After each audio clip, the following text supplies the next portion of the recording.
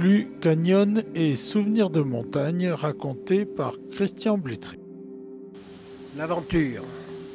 Dans ces défilés que la nature a creusés, c'est une expérience unique et passionnante. Une beauté qui séduit, mais attention, un plaisir ludique qui doit s'accompagner d'un très grand sens de la prudence. Dans ces parcours, encaissés à la vue limitée, derrière chaque tournant, c'est une découverte. Un peu d'adrénaline quand même, avant de savoir ce qui va apparaître.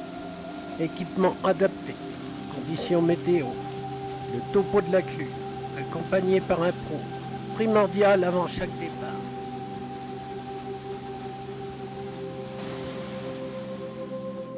On peut toujours éviter les cascades. Durée 2 heures, 2 heures et demie, dénivelé 250 mètres. Dans le calcaire, pas trop glissant.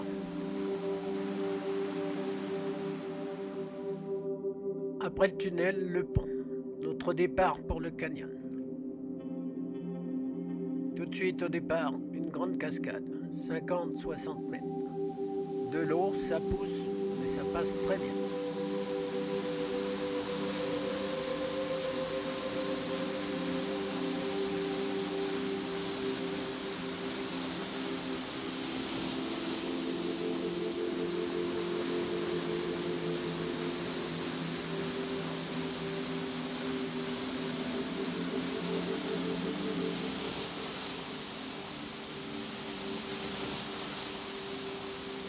Vu du dessus, l'arrivée dans la marmite est assez impressionnante. Ça bouillonne de partout.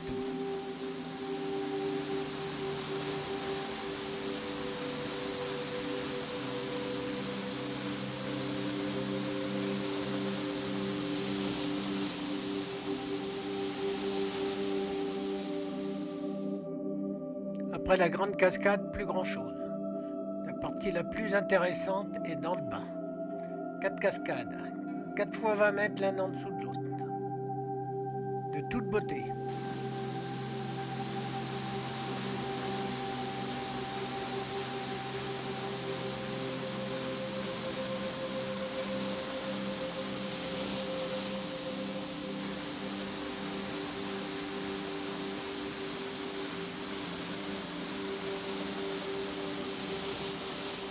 Vers le bas, une partie très encaissée.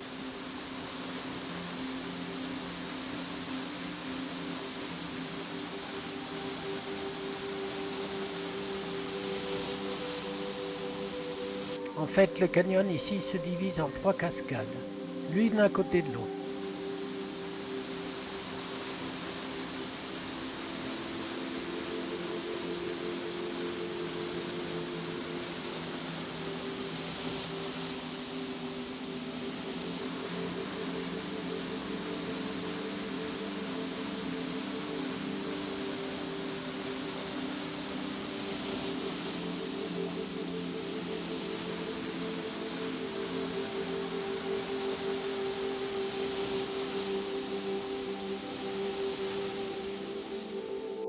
Petit pont, très vieux, même pas marqué sur la carte. Sur l'ancien chemin qui partait en contrebas des moulins de Tesser et rejoignait Irun ou le pont. Fortement déconseillé de passer dessus.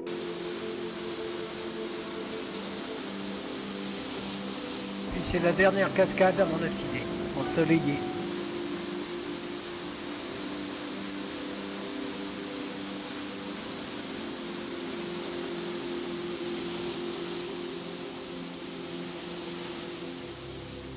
Arrivé en bas, faut quand même récupérer les cornes. Ouais, c'est pas si facile que ça.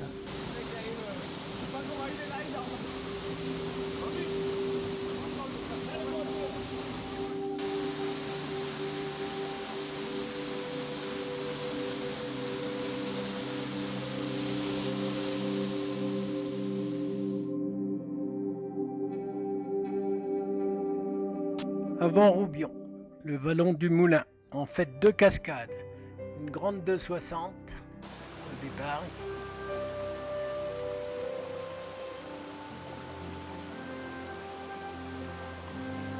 et une de 40 mètres, beaucoup d'eau.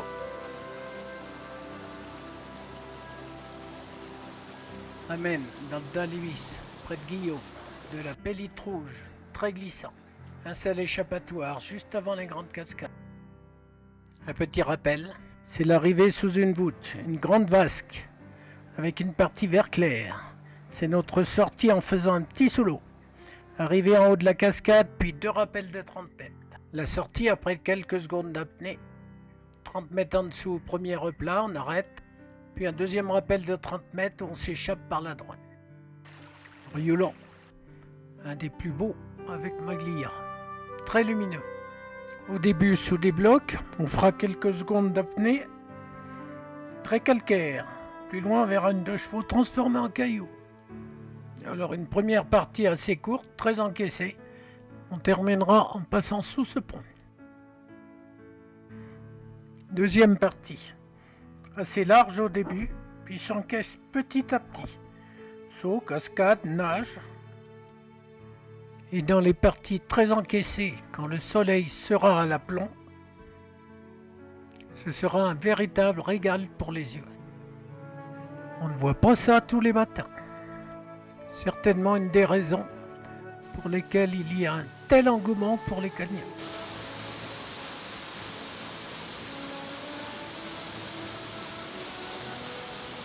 Quelquefois on nagera à côté de ces bestioles. Soyons rassurés, elles viennent de faire une chute de 20 ou 30 mètres. Il faut qu'elles se remettent. En fait, elles ont encore plus peur que nous. Fin du canyon, un petit pont un peu plus bas. Le Figaret, dans la Vésubie. Très beau canyon, essentiellement dans les arbres. Dès le départ, cascade de 20 mètres. Avec un petit surplomb que chacun négociera comme il peut. L'arrivée en bas se fera dans une très belle vasque.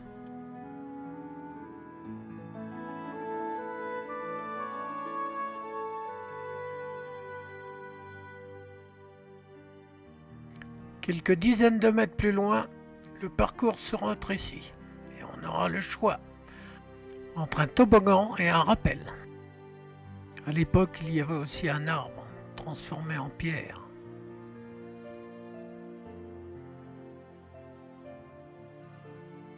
Quelques instants plus tard, ce sera une sortie dans un endroit superbe, au soleil. La fin du canyon se fera avec un peu de nage. On y verra aussi des épaisseurs de mousse toutes ruisselantes. On y croisera aussi des libellules très belles, un bleu acier. Elles font la renommée du canyon. Et ça se terminera par quelques petits sauts, un peu de nage, un peu de marche. Encore des souvenirs à raconter. Péra, dans la Vésubie, à Saint-Jean-la-Rivière. Un site incontournable pour les amateurs de grands rappels. Un peu plus de 3 fois 50 mètres. Donné pour 3h30. Pas beaucoup d'eau. Et des grandes cascades, pleines de verdure et au soleil. Début par un petit rappel, une vasque et tout de suite la grande cascade. Pour la descente, bien séparer les bras de rappel afin d'éviter les vrilles et les abattements qui s'en suivront.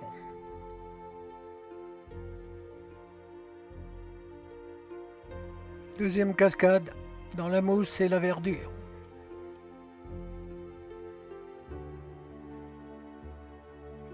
Vue de tout en haut, superbe. Un peu d'adrénaline des fois, mais ça passe vite.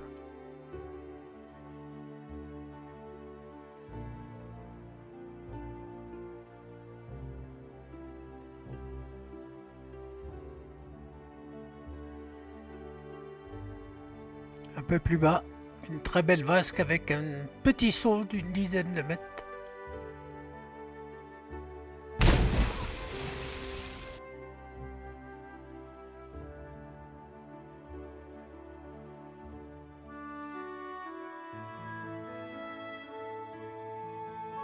Puis ce sera le dernier grand rappel. Dans les grands rappels, comme ça. Au départ, le poids de la corde contrebalance votre propre poids. Donc il faut monter de la corde jusqu'au moment où cela glisse tout seul. Après, il faut contrôler la descente.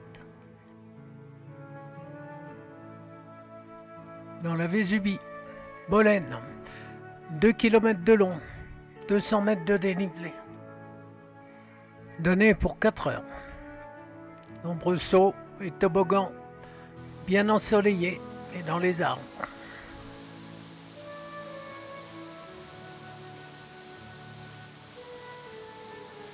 Bien sûr, quand on est nombreux, on s'amuse comme des petits fous.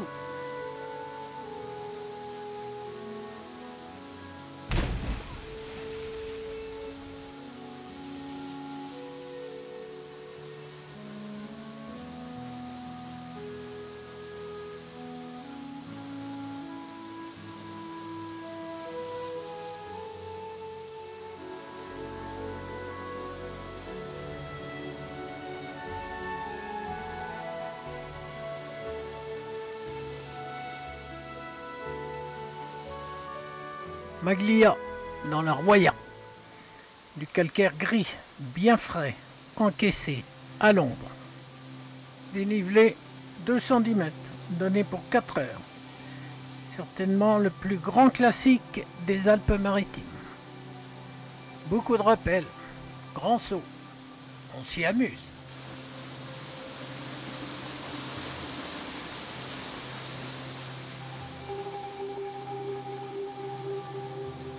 Attention à la position des mains. Pour ce canyon, un accompagnateur ou un guide est indispensable. L'endroit est très piégeux.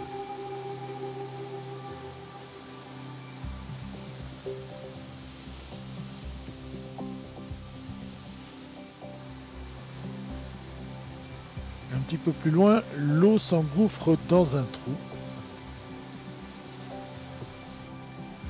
Ils descendent donc en rappel et se retrouvent dans une grotte sous les arbres.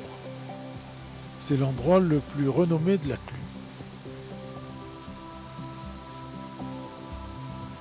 Un peu avant l'arrivée du canyon, il y a un grand saut. Ici, c'est une arrivée de 15 mètres. Il a une position qu'il faut éviter. Jacques a eu mal aux épaules pendant 8 jours. Là, c'est la dernière cascade et la sortie est impérative sur la gauche. Carleva, dans la vallée de la Roya, dénivelé 570 mètres donné pour 5 heures. L'approche prend 2 heures. Le caractère très boisé des rives rend le secours en hélicoptère très difficile. Grand saut, rappel, glissade de grande ampleur et toboggan de 25 mètres.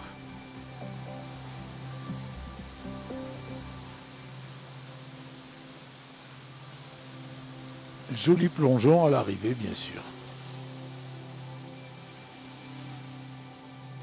Une eau très belle et très claire qui alimente en eau potable les villages du dessous. Évidemment, ici comme ailleurs, on évite toute pollution.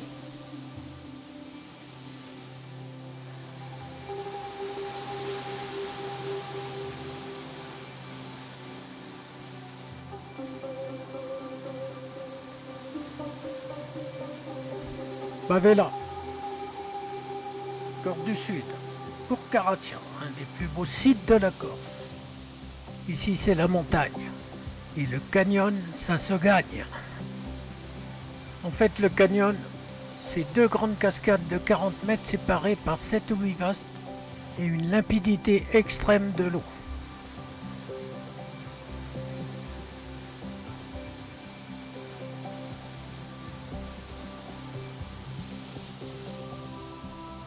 Ce jour-là, chance, un groupe de jeunes faisait le canyon.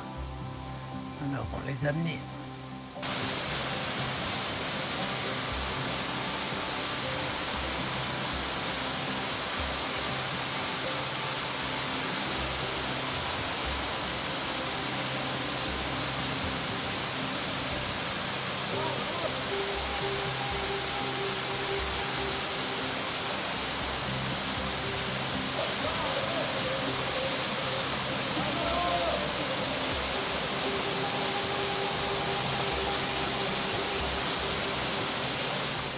Attention quand même, le rocher est glissant.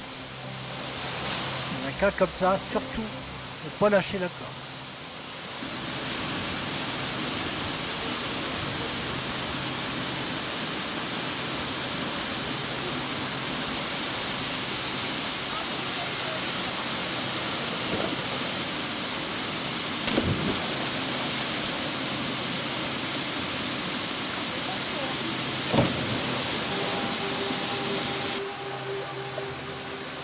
Voilà. Rentre bien la tête, hein, Cédric, rentre la tête. Ouais, ça va.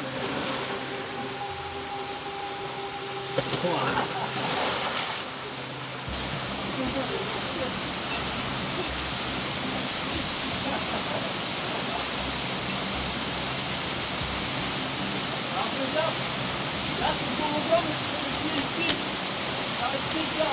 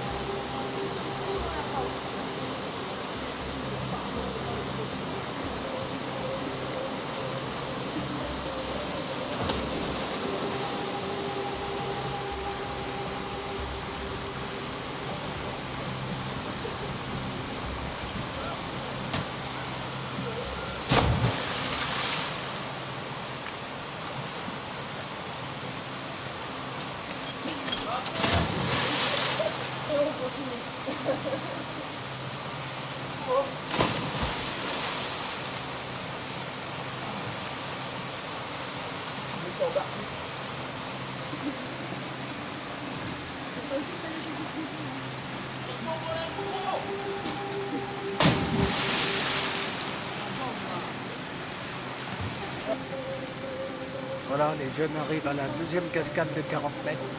Et en dessous, il y aura encore un toboggan.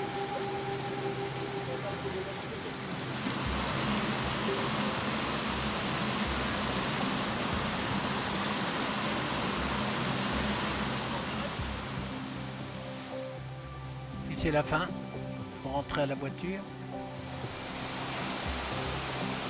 Un dernier petit toboggan. La fin du canyon, soit on rentre à pied, soit on continue. Quelques belles vasques encore. Image de l'arrière-pays. Vieille diapo. Quelques-unes en Italie. D'autres ont la netteté qui est passée dans l'oubli. Mais quelle somme de souvenirs glanés dans le haut pays.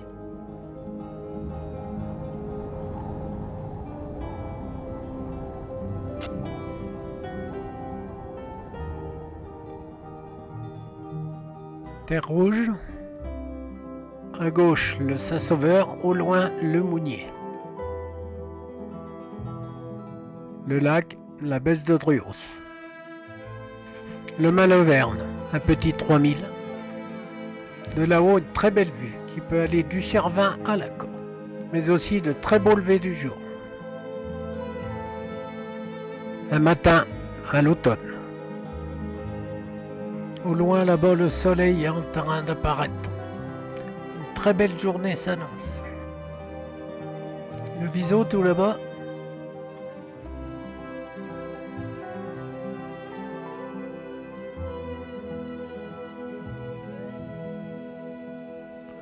Prendre le casse-croûte au lever du jour sur le mont Malaverne, un luxe.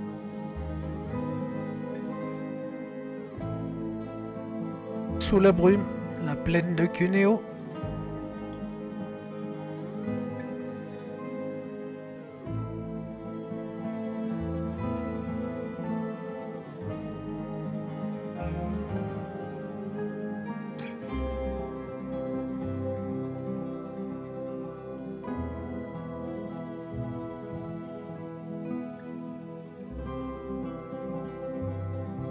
Plein nord, le Mont Rose et le Cervin, à plus de 200 km. Le Viso aussi, le plus haut sommet des Alpes du Sud, presque 4000.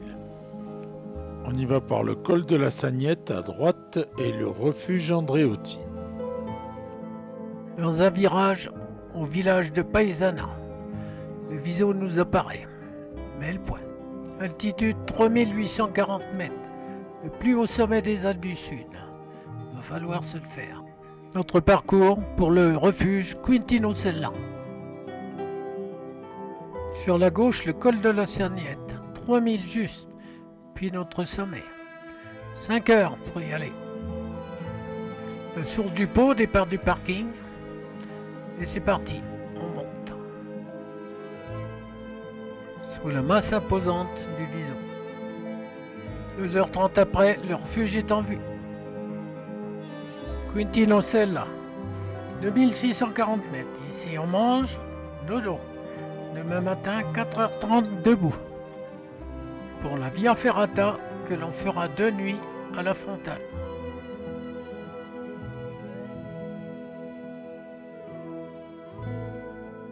Et arrivé au col de la Sagnette, 3000 juste pour le lever du jour.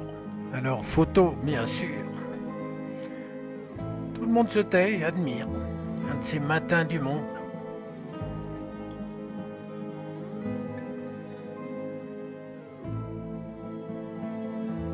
Puis on se tournera vers le sommet dans les nuages. Le refuge Andréotti. Là-bas derrière le glacier. Il passe un caillou tous les 30 secondes. On monte, on monte. La montée est donnée pour 5 heures. Grand beau indispensable.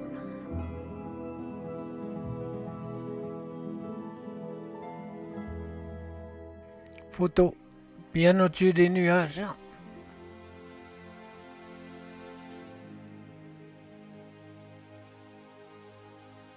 En bas là-bas, le col de la Sagnette. Et puis c'est le sommet, beaucoup de monde. Tout le monde ne tient pas là-haut d'ailleurs. Alors une petite photo quand même, puis ce sera la descente pour rejoindre le refuge et le parking, bien en dessous des nuages. Une image du Viso vue de Sistron, balade sur 2 jours.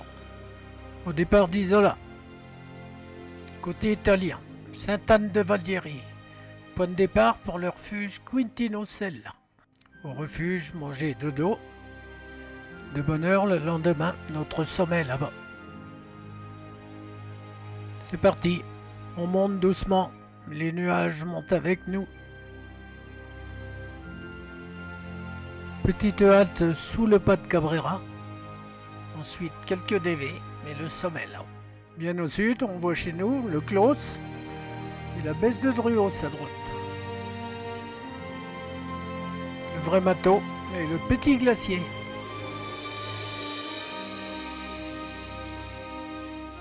Le sommet. Bien en dessous, plein nord, le lac d'où nous sommes partis et le refuge.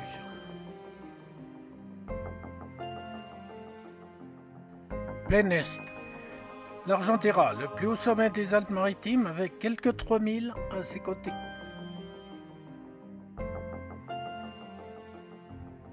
Le petit filet blanc que nous voyons, c'est le couloir Lourouza. Un des 5 plus grands couloirs d'Europe. Voici, vu de plus près,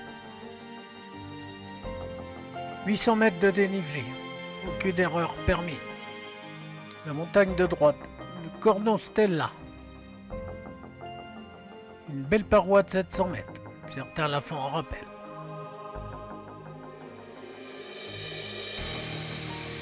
Au bout de la Fèche, le bivouac Varonne.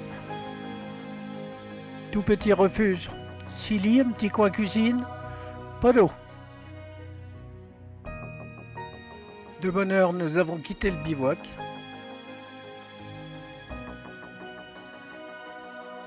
Sur la gauche, la paroi du Corno Stella.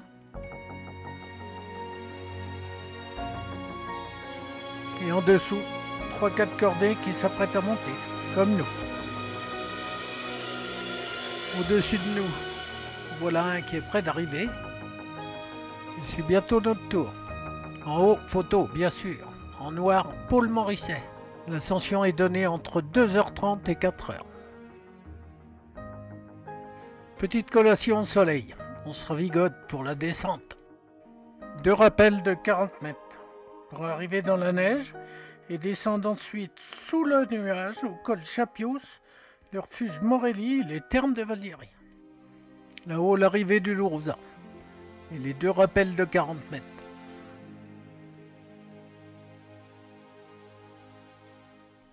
Argentera, toujours, vue du Malaverne. Cette fois-ci, nous faisons l'arrêt à droite, au départ de Raymondino. Passage obligatoire au terme de Valdieri, source d'eau chaude, et c'est la montée au refuge. Nous avons pris les clés à Sainte-Anne de Valdieri, et ici ce sera comme d'habitude, manger, dodo, et lever de bonne heure. Le lendemain matin, grand beau, nous partirons du petit col à gauche et notre sommet tout au bout là-bas. L'arrêt que nous allons faire. À droite là-bas, l'arrivée du Lourouza. Le petit col d'où nous allons partir et suivre la crête.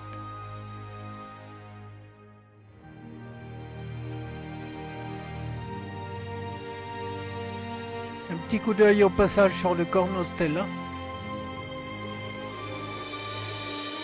Le Corno et le Lourouza, vue du Mato, une autre fois.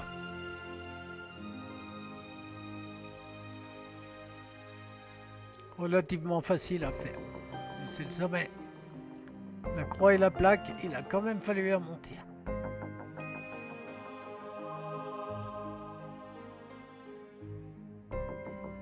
Cougourde, la sud-ouest, au départ du Boréan. Souvent par là on verra les Mérins. L'ancien refuge, donné pour 60 à 80 personnes. Ces alentours sont une véritable carte postale.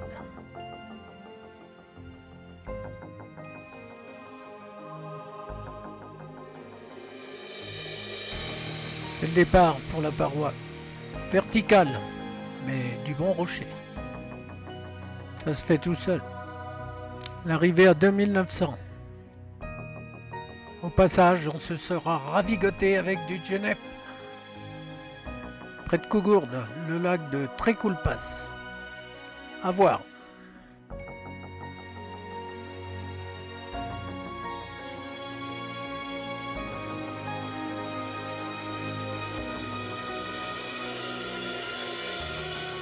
Quelquefois aussi les Mérins. Sur les crêtes avoisinantes. Une vue imprenable sur les arêtes du Saint-Robert et de Gélas. 3143 mètres. Le plus haut sommet des Alpes-Maritimes françaises. Une très belle vue aussi, imprenable, sur le col de la Madone. Le lac de la Fou, le refuge de Nice, le Clapier, 3045 mètres. Et à droite, tout en haut, le pas de la Fou et le pas est du Clapier. Le refuge de Nice, le pas est du Clapier et le pas de la Fou. Le refuge de la Valmas vers la droite. Le pas est du Clapier. Ici subsiste encore un des rares glaciers des Alpes-Maritimes. Cette photo a quand même 30 ans. Tout à côté, le pas de la Fou. Ici, c'est le grand repère des bouquetins. Certaines fois, on en verra quelques-uns bien plus gros que nous.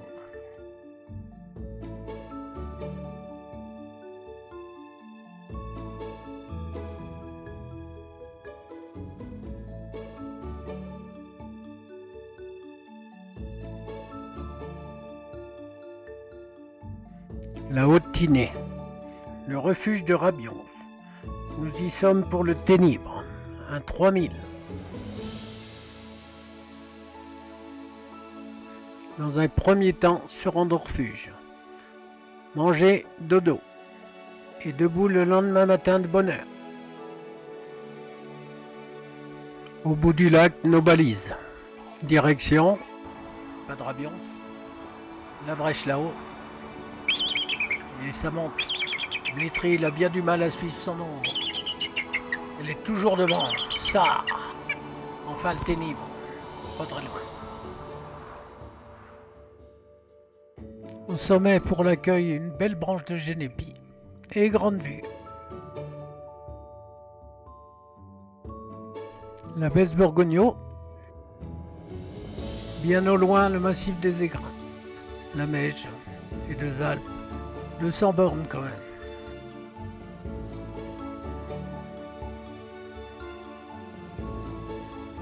Le plan de Ténèbres avec les bâtiments EDF, les lacs Ténèbres en haut et Varicle en bas, au rond, le Mounier, le Corboran et très au loin les 3000 des Alpes-Maritimes.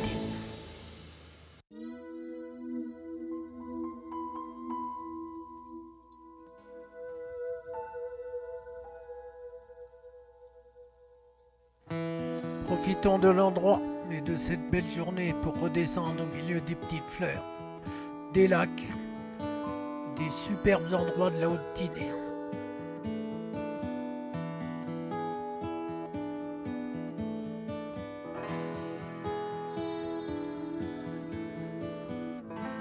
On finit avec quelques belles images du Mercantour, ici le Pas di Sciator.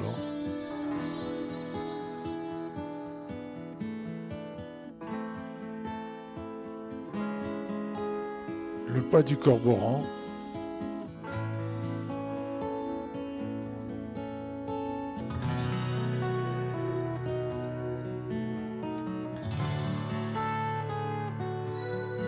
Le lac du Simon.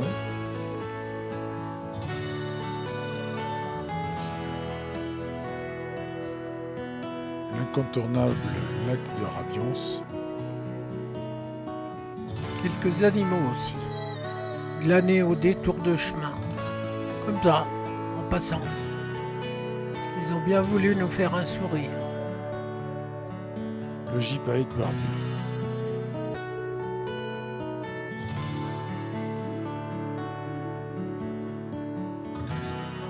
Des mouflons.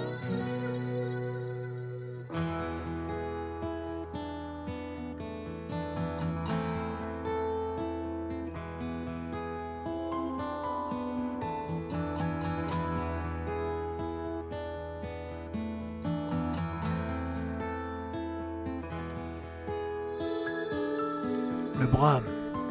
Ici, les bébêtes sont grosses. Quelquefois un peu d'adrénaline quand même.